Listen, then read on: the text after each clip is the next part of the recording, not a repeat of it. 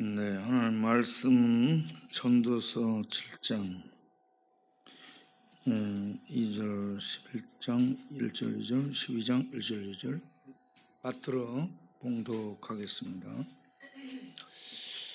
소상집에 가는 것이 잔치집에 가는 것보다 나으니 모든 사람의 끝이 이와 같이 됨이라. 산 자는 이것을 그 마음에 둘지어다. 너는 내 떡을 물 위에 던져라. 여러 날 후에 도로 찾으리라. 7에게나 8에게 나눠 줄지어다. 무슨 재앙이 땅에 임할는지 네가 알지 못함이니라. 너는 청년의 때에 너의 창조자를 기억하라.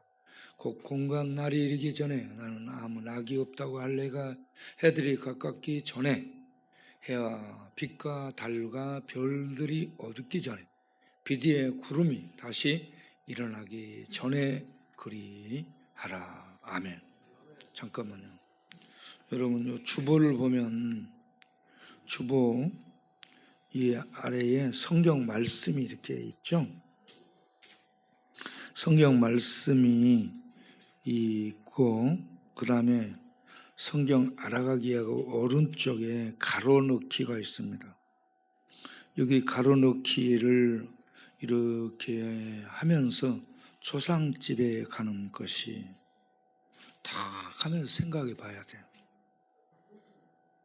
다 이걸 딱 적으면서 조상집, 잔치집. 나는 잔치집에 가서 먹을 것인가? 초장집에 가서 먹을 거야. 딱 적으면서 생각하는 거예요.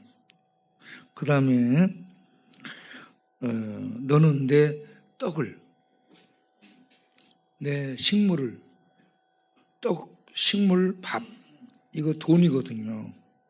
너는 내 식물을 물 위에 던지라. 와, 이걸 딱 기억하는 거예요. 이렇게 적으면서. 물 위에 던지라는 것이 뭔 말일까? 왜 산에다가 던지라는 얘기 안 하지? 왜 들에다 심으라는 얘기는 안 하지? 바위를 끼고 거기다 심으면 안 될까? 여러 가지로 생각을 해보는 거예요. 밥, 식물, 이거는 돈이거든요. 이걸 던지라. 야, 이게 뭔 얘기야?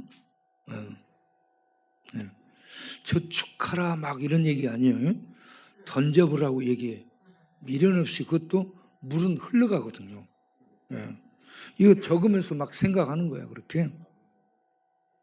그리고 7에게 8에게 나눠 줄지어다. 무슨 재앙이 언제 닥칠지 모르거든. 땅에 뭔 재앙이 일어나죠. 다 쌓아놓은 것들이 언제 무너져 버리고 없어질지 모르니까 다 나눠주라 이 말이요. 다. 그 다음에 12장 1절 2절 보면 너는 청년의 때에 너의 창조주 하나님을 기억하라. 창조주는 누구죠? 여호와 하나님, 하나님, 이스라엘의 하나님, 언약의 하나님 생각하면서 기억하라. 기억하라는 얘기는 잊지 말라. 이렇게 적으면서 생각하는 거예요. 그래. 그리고 2절에 해와 빛과 달과 별들이 어둡기 전에 캄캄해서 안 보인다라고 말한다는 것은 죽을 때가 다 됐다는 얘기예요. 죽을 때가 되기 전에 창조주 하나님을 기억하라. 젊은 날에 기억하고 이렇게 해와 달과 별들이 어둡기 전에 기억해. 자기를 구원하도록 하라. 이걸 적으면서 이 의미들을 이렇게 묵상하고 그리고 바로 팍팍 새겨. 그러면 이게 이 설교할 때 안 졸게 되고 잘 들려지게 됩니다. 그러니까 옆에 것을 늘 이렇게 적고 읽어보고 묵상하기를 바랍니다. 이제 성가대 찬양 드리도록 하겠습니다.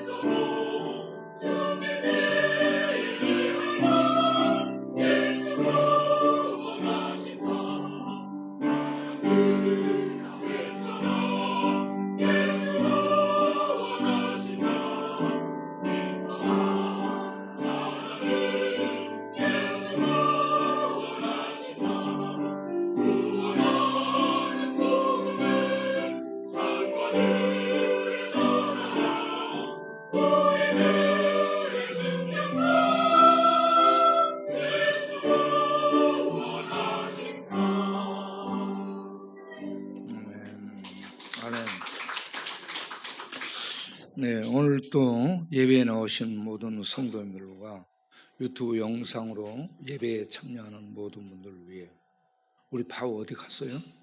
방금 있었는데 바우가 네, 우리 모든 예배자들 위해 하나님의 크신 은혜와 평강이 함께하는 복된 시간 되시기 바랍니다.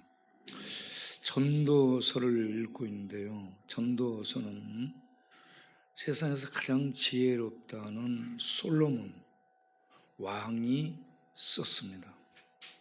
솔로몬 왕은 자기를 왕이라고 얘기하지 않고 전도자라고 표현합니다. 세상을 향해 하나님의 메시지를 전하는 전도자로서 자기의 임무를 하게 됐다라고 말을 합니다. 왕으로 통치한다 이런 얘기가 아니고요. 하나님의 종으로, 하나님의 일꾼으로 세상을 향해 하나님의 뜻한 바, 하나님의 주신 말씀들을 깨달아서 전하게 됐다라는 얘기입니다. 그 핵심이 헛되고 허무하다라는 단어가 계속됩니다. 헛되고 공허하고 허무하다. 자기가 직접 경험을 다 해봅니다. 공부해요. 지식 습득을 많이 합니다.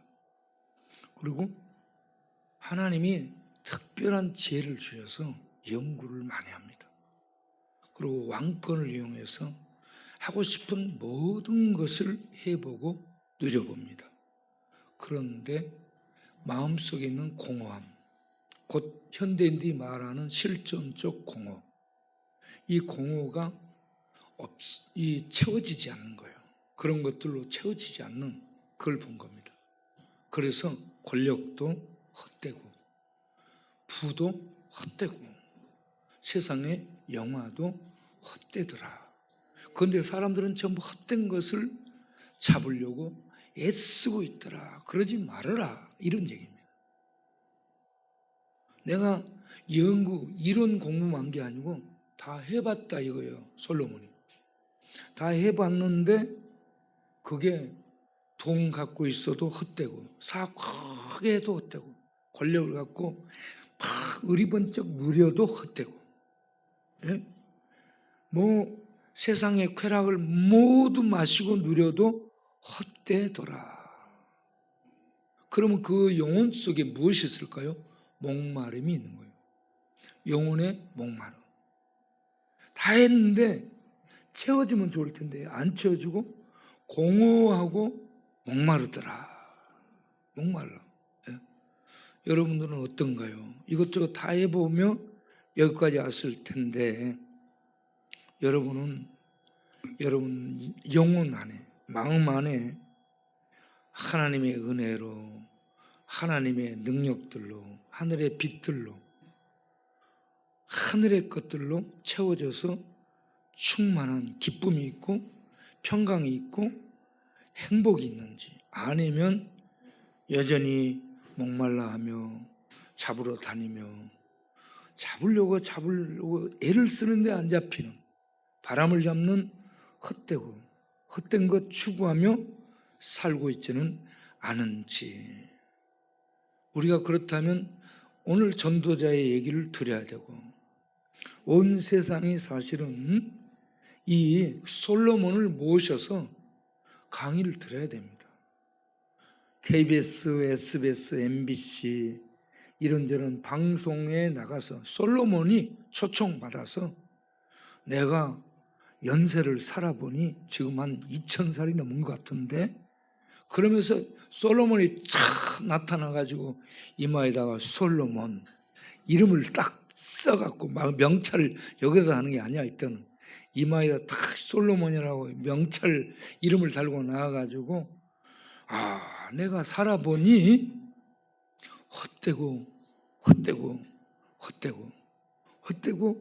헛되더라. 그런데 사람들은 이 헛된 것, 구름 잡듯이 바람 잡듯이 이 헛된 것, 잡히지 않는 것들을 잡으려고 일생을 애를 쓰는 것을 보면서 그렇게 살지 말기를 바란다. 여러분, 연세대 김영석 이 선생님이 연세가 많잖아요. 연세대 교수라서 연세가 많은지 모르겠는데 103세인가 돼가지고 강의하셔 지금. 네.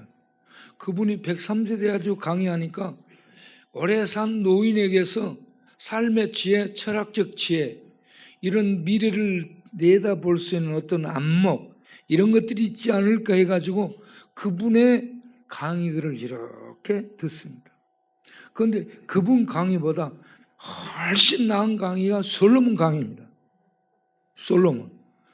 우리는 늘 솔로몬을 모셔서 솔로몬에게서 강의를 듣고 지혜를 배우고 우리가 어떻게 살아야 될 것인가를 깨우쳐 나갈 수 있는 우리가 되기를 바랍니다.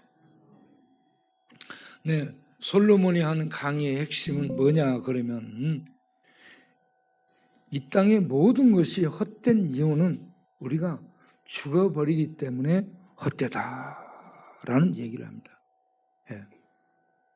그래서 우리는 죽기 전에 어떻게 무엇을 붙들며 살 것인가?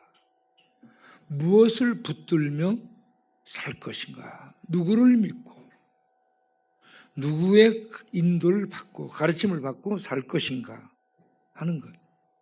예. 그리고 어떻게 살 것인가? 어떻게 살 것인가? 그리고 죽음 이후 우리는 죽음과 함께 어디로 갈 것인가? 이런 것들을 준비하도록 하는 게 솔로몬의 지혜서인 줄로 믿습니다. 솔로몬의 전도서인 줄로 믿습니다. 예, 저는 이 전도서를 읽으면서 이걸 앞뒤로 수없이 읽습니다. 수없이 묵상하고. 예. 그러면서 오늘 다 꽂히는 첫 번째 말씀이 7장 2절이에요. 초상집에 가는 것이 잔치집 가는 것보다 낫다. 예? 잔치집 가면은 그 분위기 속에서 자기의 존재도 잊어버리고, 예, 그 분위기 속에 휩쓸려서 그냥 들뜬 그런 분위기 속에 먹고 마시다가 오게 되죠. 그런데 초상집에 가면 전부 철학자가 됩니다. 뭐 공부하든 안 하든 철학자가 돼요. 어떻게 철학자가 되냐? 죽음을 딱 목도해. 죽음이야 죽음. 죽음을 목도하면서 야, 저분이 죽었네. 나는 안 죽을까? 자기도 죽는다는 게 생각되잖아요. 저분 죽음을 보면서 나도 죽는구나. 네, 생각하죠. 그러면서 야, 죽음 다음에 우리는 어떻게 될까? 죽음 다음도 생각해 봐야 됩니다. 이게 철학적 탐구입니다. 예, 존재론적인 이 탐구라고도 할 수 있죠. 나의 존재가 죽음 다음에 어떻게 될까? 그러면 살아있을 때 내가 무엇을 준비해야 될까? 예? 산자로서 내가 지금 무엇을 준비하고 살아야 될까? 고시 공부하기 위해서 고시원에 갈까? 예. 예. 돈 벌기 위해서 땅을 팔아 갈까? 예. 아니면은 연예인이 되기 위해서 종로 학원에 가서 노래 연습을 할까? 예. 야, 어떻게 해야 될까? 광야교회 가서 예수를 한번 믿어볼까? 예. 여러 가지로 생각하게 될 거 아니에요. 오늘 또 여러분 잘 오신 줄로 믿습니다. 예. 저는 요 며칠에 걸쳐서 권력과 인간이라는 책을 봤습니다. 지금도 보고 있고요. 그래서 중요한 부분들을 이렇게 전부 줄치고 옆에 적고 메모하고 해가지고 이 인간이 이렇게 헛된 짓을 하는구나. 그리고 인간이 이렇게 악하구나. 아주 살떨리는 인간의 비참함을 보게 되는 거야. 예. 그 권력과 인간이라는 책을 이렇게 보면 내용이 누구냐면 사도세자에 대한 내용입니다. 사도세자의 아버지는 영조고요. 사도세자의 아들로 뒤를 이은 자가 정조입니다. 그런데 아버지 영조가 자기 아들 세자 사도를 죽여요. 쌀 담는 뒤주에 담아서 이 7월 뜨거운 태양볕 아래 뒤주에 들어가 해가지고 7일 동안 8일 만에 이제 거기에서 죽게 만듭니다. 야, 이 아버지가 맞나? 예. 진짜 아들일까? 예. 그러면 아무리 아버지가 못해도요, 아들을 죽이지는 않잖아. 그런데 아들을 죽이네. 그리고 세자가 되지 못하면 나머지는 형제들은 전부 죽입니다. 뭘로 죽이냐? 영모, 반역이라는 누명을 뒤집어 씌워가지고 형제들, 그 남자들은 전부 죽입니다. 이 비정한 권력의 칼부림, 그 세계를 이렇게 기록을 해놓고 있어요. 그런데 사도세자가 왜 죽게 됐을까? 거기에 대해서 질문을 하면서 들어가는 게 이 책입니다. 권력과 인간입니다. 사도세자가 죽임을 당하게 된 것은 이런 것이다라고 첫 번째, 해경궁 홍씨, 사도세자의 부인입니다. 이 사도세자의 부인은 해경궁 홍씨가 쓴 한중록이라고 있습니다. 한중록에서 어떤 내용을 얘기하냐면 사도세자는 미쳤다, 미쳐서 죽였다라는 식으로 내용을 전개합니다. 네. 그런데 질문은 아버지가요, 아무리 못해도 미쳤다고 아들을 죽이지는 않잖아. 아들이 미쳤다고 죽이는 아버지가 있을까? 그러면 두 번째는 무슨 이유로 죽였을까 하는 것에 대한 가설이 이제 나돌게 되는데, 그 가설이 뭐냐? 그때 당시에 노론과 소론, 남인에서 이 노론과 소론이 싸우는데, 아버지는 영조는 노론 편인데 아들 이 사도세자는 소론 편에 서가지고 노론 집권층에 대항을 하다가 집권층에 의해서 죽게 됐다라는 식으로 또 가설을 만들어서 얘기를 진행하고 하는 것이 두 번째입니다. 세 번째는 뭐냐? 세 번째는 권력과 인간의 핵심이 뭐예요? 이겁니다. 아들이, 사도세자가 아버지 영조의 권위에 도전하고 반역을 했다는 겁니다. 예. 그렇게 반역을 했기 때문에 아버지가 죽였다라고 얘기를 하고 있습니다. 그런데 이 아들을, 사도세자를 죽이라고 한 직접적인 말을 왕 영조에게 한 사람이 있어요. 그게 사도세자의 생모입니다. 생모. 예. 생모가 선의궁인데 이 영빈이 있습니다. 이 선의궁이 사도세자의 생모야. 궁녀입니다. 궁녀.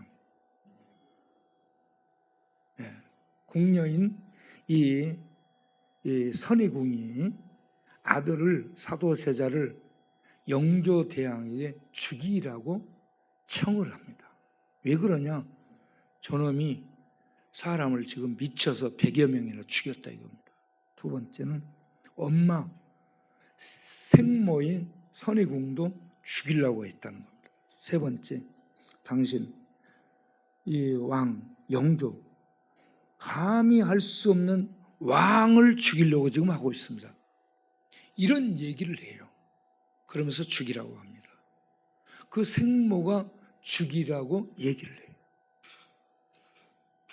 그리고 아버지가 이 아들을 죽이는데 그 합법적인 그런 타당한 누구든지 이 설득당할 수 있는 논리를 만들어야 아들을 죽일 수 있습니다. 그런데 그 아들을 죽이기 전에 뭐라고 얘기하냐면 홀령이 나타나서 지금 별난이 바로 가까이 왔다.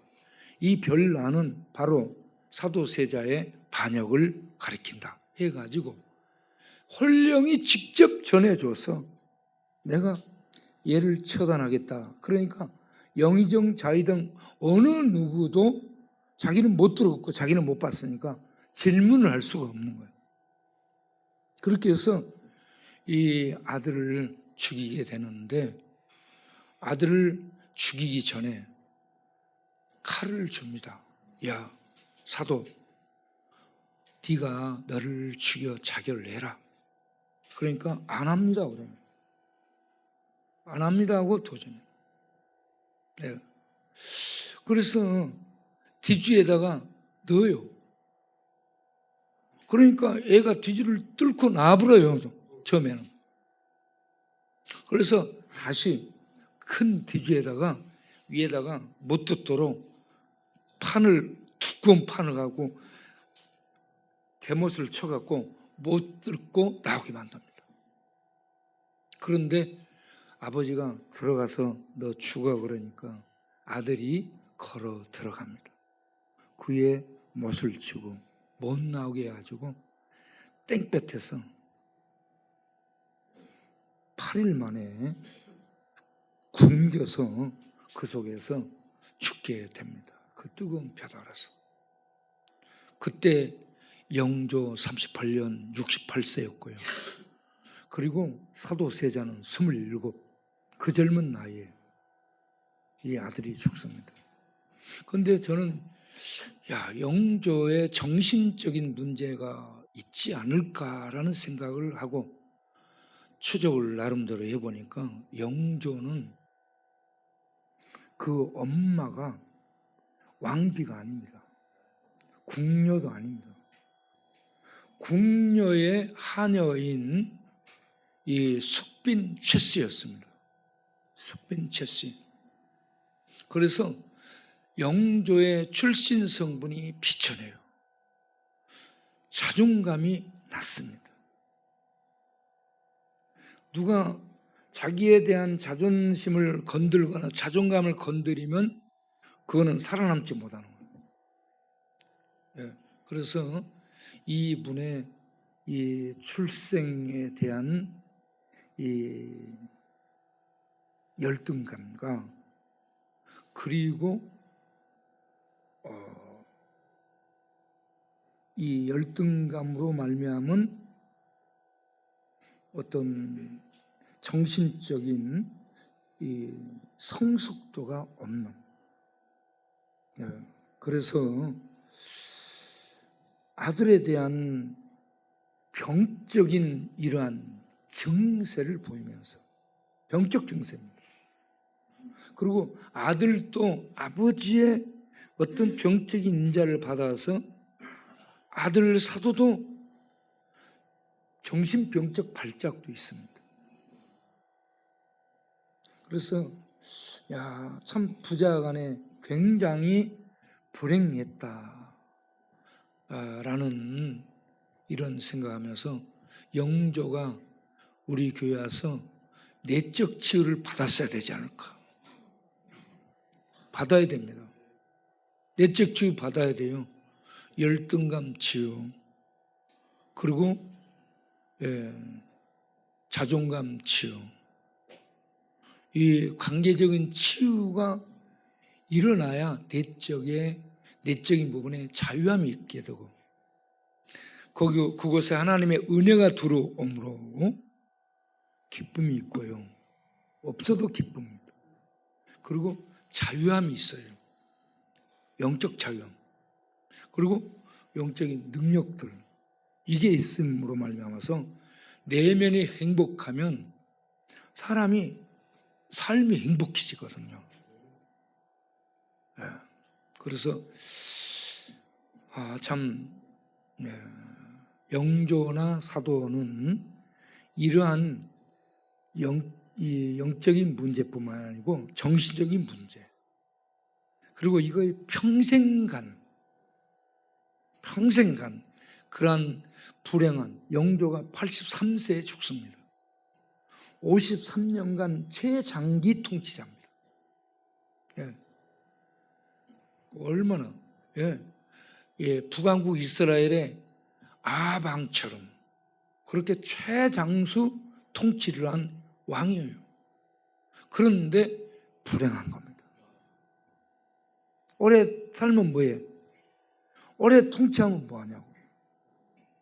불행한데. 그래서 우리는 이러한 불행한 자들이, 불행한 이 영조 같은, 사도 같은, 세자 같은 이런 사람들이 되지 않기를 바라며 소상집에서 사도 세자 생각을 해보게 된 겁니다. 그리고 이 우리 역사 속에 큰 영향을 끼치는 사람들, 존 칼빈에 대해서 생각을 해봤어요. 존 칼빈은 1564년에 5월 27일에 죽습니다. 1564년 5월 27일에 제네바에서 죽습니다. 제네바의 목사로 일을 하다가. 그런데 죽기 전에 자기 주변 목사님들을 불러놓고 내가 죽으면 무덤에 묘비를 남기지 마세요. 부탁을 합니다. 그렇게 해서 제네바의 공원묘지 기퉁이에 이렇게 이 칼빈의 묘가 있는데요. 칼빈의 묘 앞에는 묘비가 없습니다. 그게 어떤 칼빈이 평소에 즐겨했던 그 성경 기절 같은 것도 없습니다. 왜 그런가? 출애굽기 24장 4절을 보면 거기에 10계명에 4계명이 아니 2계명이 나오죠. 10계명. 우상을 만들지 말고 절하지 말라. 나를 후대에 찾아와서 나를 기린다고 나를 우상화할까 봐서 차단하기 위해서 이름도 남기지 말아라. 칼빈은 철저하게 하나님 중심으로 살았던 사람입니다. 모든 것이 하나님께서 나오고 하나님에 의해서 운영이 되고 경영이 되고 하나님에 의해서 종교를 맺는 시작도 끝도 하나님이라는 하나님 중심주의, 이걸 신본주의라고 말하는 겁니다. 그래서 우리가 언약을 알아야 되는데 하나님은 이스라엘과 언약을 맺어요. 아브라함과 언약을 체결하듯이 공개적으로 시내산에서 언약을 맺습니다. 그리고 언약 백성이 만약에 언약을 어기면 잡혀 나온 짐승이 반토막이 돼 두 동강이 나 있는 것처럼 죽임을 면치 못한다는 게 언약의 특징입니다. 그래서 이스라엘 백성은 하나님의 언약 백성이 되는데 언약을 어겨요. 그럼 언약에 의해서 징벌을 받아 죽어야 돼요. 그런데 그들이 죽어야 되는 죽음을, 언약의 저주를 그 백성에게 치우지 않고 하나님이 대신 받습니다. 하나님이 대신 그 언약의 저주를 받아 이 땅에 오셔서 그 백성을 대신해 언약의 저주를 받고 죽은 것이 십자가의 죽음입니다. 십자가에 못 박혀 죽은 건 언약의 저주를 받은 거예요. 그 백성을 대신해서. 그래서 그 백성을 저주해서, 죄에서 해방시켜 주기 위해서 하나님의 아들이 제물이 돼가지고 죽습니다. 언약법에 의해서 죽습니다. 이건 하나님의 공의가 이행되고 하나님의 사랑이 그곳에서 나타난, 참 말로 표현할 수 없는, 그래서 십자가를 이런 시각에서 바라보게 되면 하나님 앞에 저절로 무릎이 꿇어지게 되는 거예요. 그러고 나면 하나님을 그 십자가에서 만나고 나면 하나님 중심주의로 살아갈 수밖에 없는 심령의 일으킴을 받게 됩니다. 그리고 이렇게 공의롭고 신실하시며 이렇게 사랑이신 그 하나님의 그 말씀을 따라서 살아가고자 하는 경건한 소원, 경건한 열망이 우리 안에서 솟구쳐 올라와. 사람들은 세상에 헛되헛된 돈 벌고 부자 되고 명예를 날리는 쾌락을 추구하는 이런 쪽으로 가는데, 그런 것을 이제는 발 아래 깔고 하나님의 말씀을 지키고 하나님의 말씀을 이행하고 말씀을 따라 살아가는 것이 기쁨이 되고 행복이 되고 가치가 되는 이런 새로운 삶을 추구하게 되고 살아가기 위해서 애를 쓰는 새로운 사람이 되게 되는 겁니다. 우리가 그렇게 되기를 바랍니다. 그리고 두 번째는 칸트를 보겠습니다. 칸트. 네, 칸트. 임마누엘 칸트를 보게 되면, 괴니스베르크 성당 기퉁이에 있습니다. 그런데 칸트는 묘비에 이런 글을 새겨놨습니다. 생각하면 생각할수록 점점 더 커지는 놀라움과 경이로움과 두려움에 휩싸게 하는 두 가지가 있다. 그게 뭐냐? 그거는 밤하늘에 빛나는 별과 내 마음속의 도덕률이 그것이다. 임마누엘 칸트, 이렇게 80세는 내가 써놓은 겁니다. 칼빈은 54세에 죽습니다. 54년 살고 죽어요. 칼빈은 80세를 사는 거예요. 전 그런데 임마누엘 칸트는 이 칼빈이, 전 칼뱅이 만난 하나님을 만나지를 못해요. 그래서 그는 자연을 신으로 생각합니다. 생각하면 생각할수록, 묵상하면 묵상할수록 놀라운 것이 두 가지다. 하나는 하늘에 있는 별들입니다. 자연을 신으로 생각하는 거예요. 이 친구는 하나님을 순수 이성 비판에서 하나님을 찾아간데 하나님 만나지 못합니다. 이거는 실천 이성 비판의 뒷부분에 써 있는 얘기입니다. 거기에 담겨있는 내용이죠. 그런데 하나는 자연을 신으로 생각하고, 또 하나 자기 인간의 영역 안에 들어와서 보면 인간 안에 도덕률이 있더라 이겁니다. 도덕. 여러분, 칸트는 하나님에 대한 믿음이 없었습니다. 하나님께 믿음으로 연합한 믿음이 없고, 그래서 하나님이 그 심령 안에 생명으로 신으로 들어와서 임마누엘 사는 이런 하늘에 대한 확장성, 이 땅인데 천국을 맛보고 경험하고 사는 이러한 영적인 그러한 이 은혜를 맛보지를 못한 거예요. 예수를 믿지 않으면 세상에서 이렇게 제한된 하늘의 별 보고 와 놀랍죠. 그리고 자기 마음속에서 지켜나가는 도덕률, 이걸 인간의 최고로 생각하는데 여러분, 예수를 믿게 되면 하나님이 들어와서 그 안에서 살면서 율법을 이루고 계명을 이루고 하나님의 말씀을 완전히 성취한 하나님이 인간 안에 들어와서 그 인간과 호흡하며 생명의 삶을 살게 됨으로 말미암아서 인간 칸트가 얘기하는 도덕과 윤리라는 이런 최고 가치를 부여하는 이런 것들은 하나님이 우리 안에 오셔서 살게 되면 그 안에 전부 포함되어 있는 것들입니다. 그걸 지킨다 해도 멋져 보일지 모르지만 생명이 없어요. 그 안에 생명이 없어요. 여러분, 도덕윤리 아무리 잘 지켜보세요. 생명 있나? 생명 없어. 생명 없어. 예. 가치 있는 것처럼 보이는데 생명을 주지 못한. 이스라엘이 율법을 그렇게 지켜요. 율법 최고의 하나님이 주신 가치예요. 법이고. 그런데 그 율법을 아무리 지켜도 생명이 없습니다. 선행 아무리 해봐도 생명 없어요. 율법 지켜도 윤리도덕 지켜도 선행을 해도 생명 없어. 예수를 믿을 때에 생명이 있습니다. 예수를 믿을 때 하나님이 그 심령 안에 옵니다. 영으로 옵니다.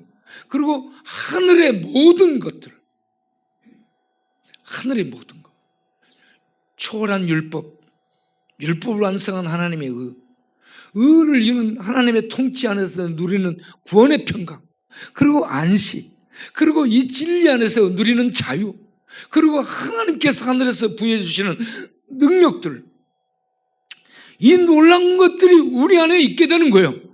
할렐루야. 예. 그래서 여러분, 법 전문가들 법 공부해가지고 법 어겨. 법 뭐 안 지켜요. 법 안 지켜. 예?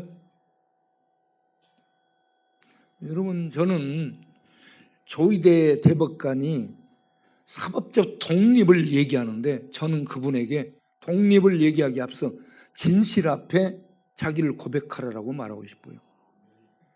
법 뒤에 숨지 말아야 돼요. 법관들, 법 공부하는 사람들, 판검사들 법 뒤에 숨지 말고 하나님의 진실 앞에 자기를 세워야 돼요.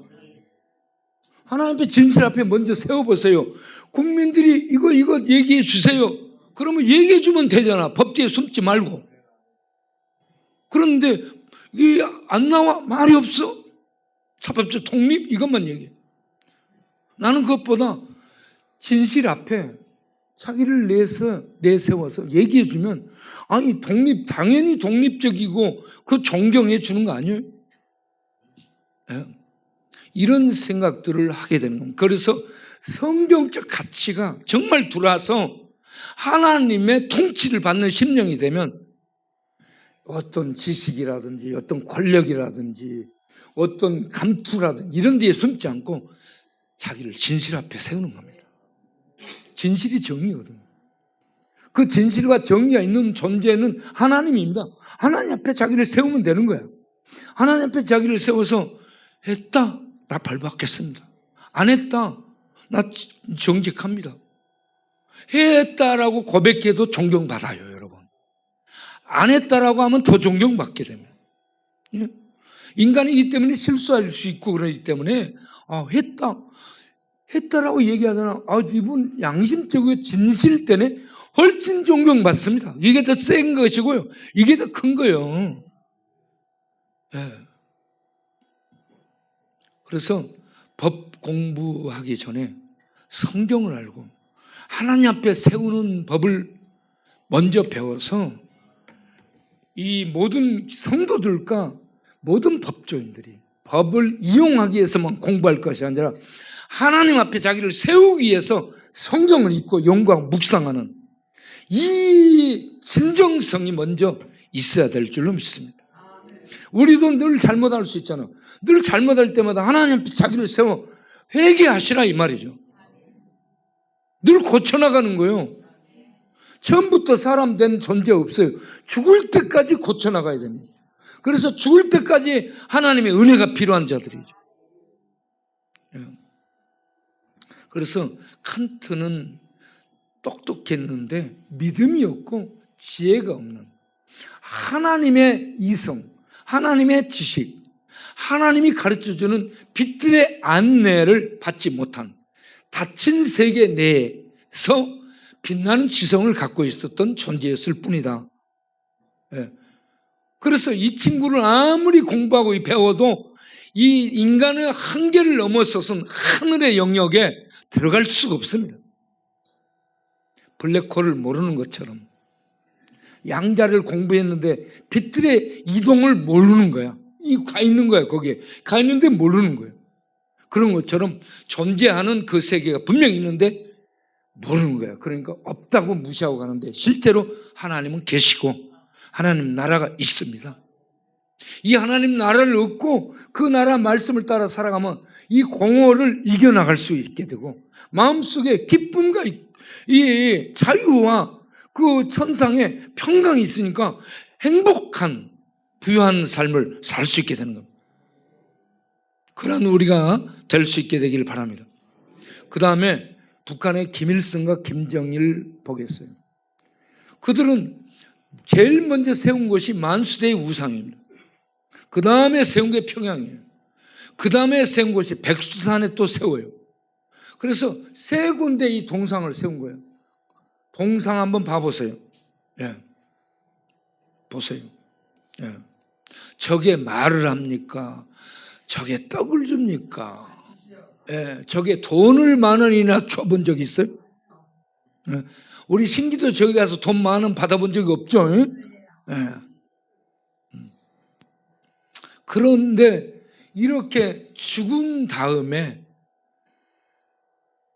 이렇게 자기를 세워서 신처럼 숭배받고자 하는 이 인간의 끝없는 욕구, 이게 욕심입니다. 예. 우상화, 이런 건 하지 말아야 되는 겁니다. 예. 그래서 이런 이 우상화에 속는, 죽은 다음에 초상집에서 이런 것들을 생각해. 칼빈을 생각해보고 사도세자를 생각해보고 그리고 칸트를 생각해보고 김정일, 김일성을 생각을 그러면서 우리는 어떻게 할 것인가? 우리 동네 사람들. 제가 이렇게 초상집 하면은 점마스터 생각나. 점마스터. 그 다음에 최용우 이 친구 생각나. 예? 여기 길 가다가 죽은 사람들이요. 예? 그리고 자살해 죽은 네로, 로마의 황제, 히틀러, 온 세계를 삼켰던 그러한 통치자, 자살했습니다. 허무하잖아. 그리고 우리 동네에 있던 두 사람, 부기현도 자살했어. 강우식도 자살했어. 연탄불 피워놓고 자살. 참 생각나는. 예, 점마스터 길 가다 죽고, 최용우 길 가다 죽은 사람. 여러분 어떻게 죽을 참이요? 나는 어떻게 죽었으면 좋겠다. 이래 초상집에서 생각을 해봐야 돼. 죽은 다음에 나는 어디로 갈까? 그래서 우리가 초상집에서 생각을 많이 한 다음에 전도서 12장 1절 2절에 창조주를 기억하는 거예요. 하나님을 믿는 것. 하나님을 믿기 위해서는 하나님이 보내신 예수를 믿어야 하나님을 바로 믿게 되는 겁니다. 하나님을 믿는다고 그냥 하늘님 이렇게 믿으면 그건 믿음이 아니에요. 하나님을 바로 알기 위해서는 하나님이 보내신 자, 하나님의 아들 예수를 믿음으로 하나님과 연합이 돼서 하나님을 바로 믿고 예수를 통해 주는 생명을, 영생을 선물로 얻고 사는 믿음의 권속들이 되기를 바랍니다. 그리고 우리가 죽기 전에 꼭 그렇게 믿기를 바랍니다. 그리고 어떻게 살아야 될 것인가라는 물음에 대한 답이 이 전도서 11장 1절 2절이죠.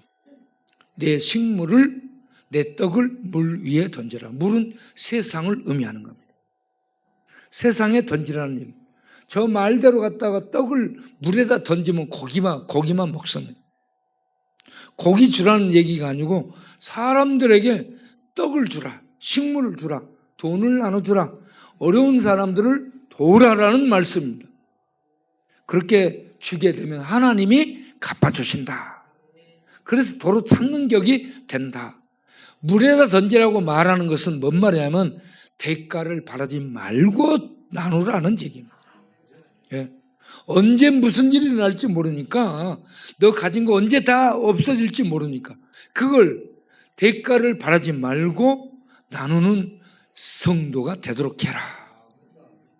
예, 이 말씀이 누가복음 14장 12절 봐볼까요? 거기에 보게 되면 왕이 이제 잔치를 하게 되는데 사람들이 많아.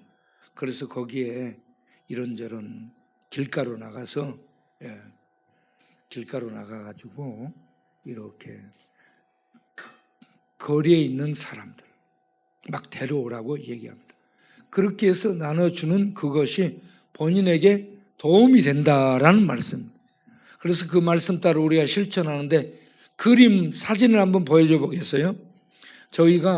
우리가 이 오래전에 영등포 공원에 다니면서 밤에 야간 순찰하면서 저렇게 내야 가가지고 저런 친구들 저렇게 뒤집어 쓰고 앉아있는 저들에게 이불 갖다 주고 저기에 이렇게 침낭 갖다 주고 필요한 것들을 갖다 주면서 기도해 주고 늘 이렇게 같이 했습니다. 돌봤습니다. 그런데 그들이 다 지금은 어디로 이동하고 있습니다. 저기 공원이죠, 공원. 공원 펜스 옆에 저기 그 기차 소리에다가 바람 훅 부는 저기에 이렇게 있어요. 저기에 있을 뿐만 아니고요. 여의도 색강변에 가면 많아요. 네, 여의도 색강변에도 있고요. 다리 건너가는 거기에도 있었고요. 그래서 여기저기 다니면서 이렇게 우리가 나눠주고 도와주고 그러는데 저들은 이름도 이렇게 우리가 적고 막 뭘 이렇게 했으니까 이런 바람이 없이 그냥 주는 거예요. 바람이 없이. 도와줄 때 바라지 말고 도와주는 삶을 살아가는 우리들이 될 수 있게 되기를 바랍니다. 그렇게 할 때 마태복음 25장 40절에 예수님이 말씀하시기를 가장 작은 소자에게 한 것이 소자 하나에게 한 것이 내게 한 것이다 하면서 기억해 주실 것을 약속하고 있습니다. 오늘 마치면서 김수환 추기경이 시를 쓴 시가 있는데 멋진 시입니다. 꽃다운 얼굴은 한 철에 불과하나 꽃다운 마음은 일생을 지지 않네. 장미꽃 백송이는 일주일이면 시들지만 마음꽃 한 송이는 100년의 향기를 내뿜네. 여러분, 마음꽃을 나누는 100만 송이 갖다 줘도 일주일이면, 그런데 마음꽃 한 송이를 꽂아줘. 그러면 그 마음의 향기가 잔잔하게 계속하는 거예요. 우리가 잠바 나눔 행사를 하고 있잖아요. 오늘 아침에 우리 은수가 가지고 왔어요. 사진을 내가 찍었는데 육총으로 은수가 이렇게 가지고 왔어요. 은수는 장애자예요. 청각장애. 그럼에도 불구하고 너무 해피해. 잠깐 일어나 보세요. 뒤로 돌아봐. 항상 해피해. 항상 행복해. 그리고 웃는 얼굴이 얼마나 예뻐. 축복해주고 싶어져요. 그런데 이 일 나가가지고요, 잠바헌금을 하기 위해서 자기가 일을 해갖고 잠바헌금을 떼가지고 왔어요. 우리 은수의 50만 원은 가진 사람들의 한 5천만 원에 해당될 겁니다. 그렇게 큰 헌금을 저 마음으로 가지고 온 거예요. 그리고 기쁨으로 가지고 온 거예요. 아유, 행복한 미소를 가득 머금고 가지고 왔어요. 그래서 하나님께서 이번에 이렇게 잠바 헌금을 제가 엊그저께 큰 교회에 장로님께 전화를 했어요. 그 장로님께 전화를 했더니 목사님, 교회에 문제가 많이 생겨갖고 교회가 지금 굉장히 어려워서 올해는 하나도 잠방금을 보낼 수 없다고 얘기한 거예요. 그래서 와, 우리 쪽방에 있는 수급자들이 50만 원 내고 100만 원 내고 그러는데 쪽방에 있는 수급자들보다 그 교회가 더 가난해 보입니다. 내가 그렇게 얘기했어요. 여러분, 우리는 없는 중에 내잖아. 이게 굉장히 하나님이 크게 받습니다. 기뻐 받습니다. 어린아이가 오병이어 낸 것을 축복해가지고 그 모든 행사를 하잖아요. 여러분들이 내는 오병이어 이 작은 것들, 하나님이 축복하사 하나님이 영광을 받는 일을 이루실 줄로 믿습니다. 그 일에 이름 없이 그리고 대가를 바라지 않는 감사하는 마음으로 참여하셔서 우리 하나님을 기쁘게 해드리는 우리 성도님들이 다 되기를 바랍니다. 그렇게 할 때 가장 작은 소자에게 한 것을 하나님이 기억하시고 기뻐하며 우리 교회와 우리 성도님들을 축복해 주실 줄로 믿습니다. 그렇게 나누며 식물을 던지며 사는 우리의 생애가 되기를 바랍니다. 기도하겠습니다. 하나님 감사합니다. 우리를 살게 하시고 우리로 하여금 헛된 것 추구하지 않고 버리게 해주시고 헛되지 않은 진리이신 하나님 붙들게 해주시고 믿게 하시고 그 하나님의 가르침 받아 우리들이 죽기 전에 우리에게 준 식물들, 우리에게 준 먹을 떡들, 우리가 열심히 수고한 애쓴 것들을 무리에 던져 세상에 던지며 나누어서 가난하고 어려운 이웃들을 돌보는 하나님의 돌보심을 대신 행하는 일을 하도록 하시는 그 말씀을 따라 살아갈 때에 작은 소자에게 한 것이 내가 한 것이다며 우리 하나님 기억해 주실 것을 약속하셨습니다. 우리 교회가 작은 교회가 힘이 없는 교회가 돈이 없는 교회가 항상 쫄딱쫄딱하는 교회가 이렇게 큰 일, 나누는 큰 일을 하기 위해서 우리 성도님들이 감동을 해 주시는 대로 하나님 앞에 드리고 있습니다. 기뻐 드리고 있습니다. 감사함으로 드리고 있습니다. 사랑함으로 드리고 있습니다. 즐겨 드리고 있습니다. 힘껏 드리고 있습니다. 하나님 두 손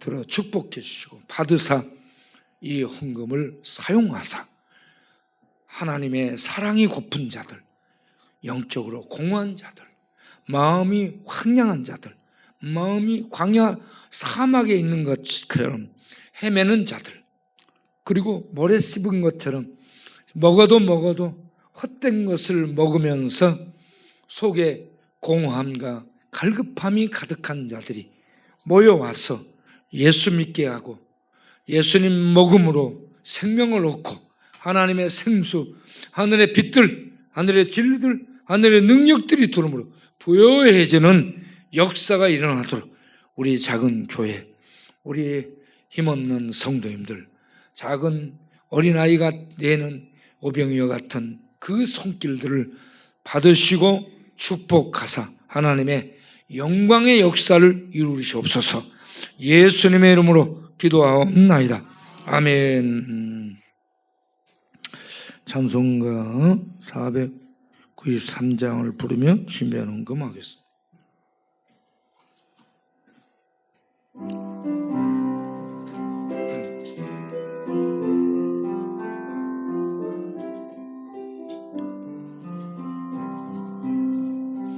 하늘과 밝은 길이 내 앞에 있으니 슬픈 일 많이 보고 늘 고생하여도 하늘 영과 밝음이 어두운 맺지니 예수 공로 어찌하여 항상 빛을 보도다. 내가 염려하는 일이 세상에 많은 주 속에 근심 밖에 걱정 늘 시험하여도 예수 보배로운 피 모든 것을 이기니 예수 공로 의지하여 항상 이리로다. 내가 쳐서 바라보고 가까이 왔으니 아버지의 영광집에 나 쉬고 싶도다. 나는 부족하여도 영접하실 터이니 영광 날 계신 임금 우리 구주 예수라. 아멘. 우리 백신기가 11조금에다가 감사한금에다가 백신기가 완전히 지난달부터 11조금 내고 또 그 다음 주에 또 11조금 내고 또 11조금 내고 막 그렇게 내고 있어요. 신기해요. 오늘 또 11조금. 아우 참.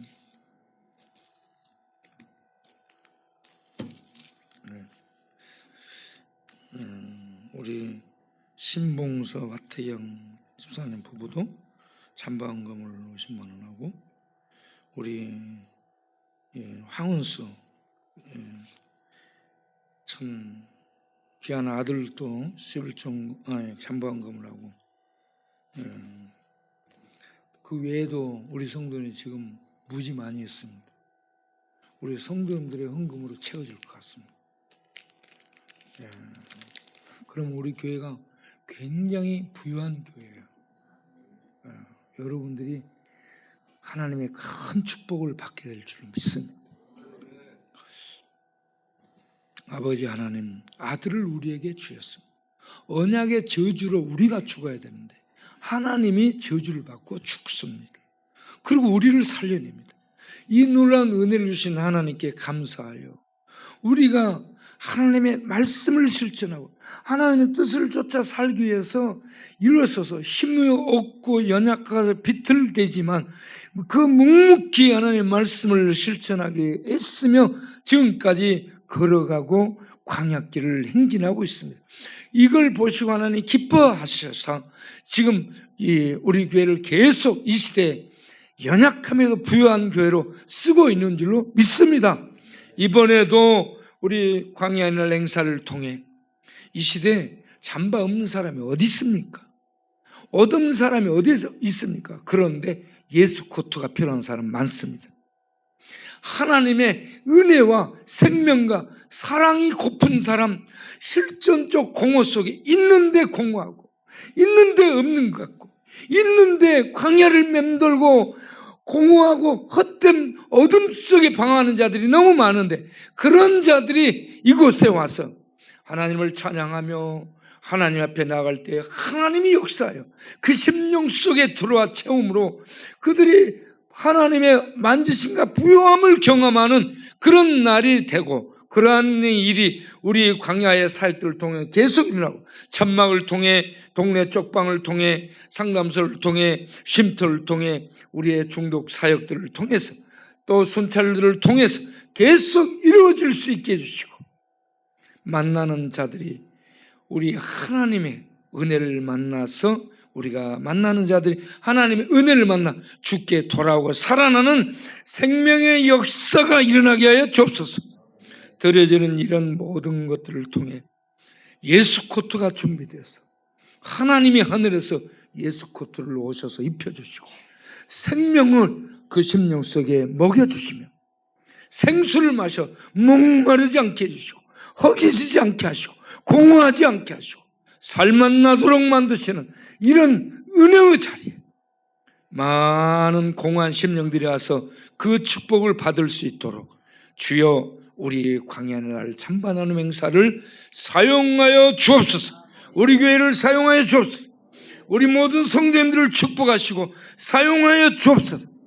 성도님들을 복되게 하시고 영적으로 힘있게 하시되 물질적으로 복되게 하시고 그리고 심령적으로 마음적으로 정신적으로 영조같이 사도같이 이렇게 아프지 않게 하시고 평강 중에 강건하도록 축복하여 주옵소서.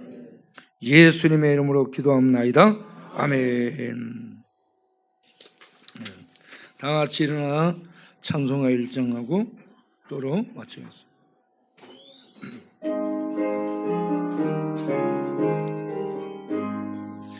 만복의 군 하나님 온 백성 찬송 드리고 저 천사여 찬송하세 찬송 성부 성자 성령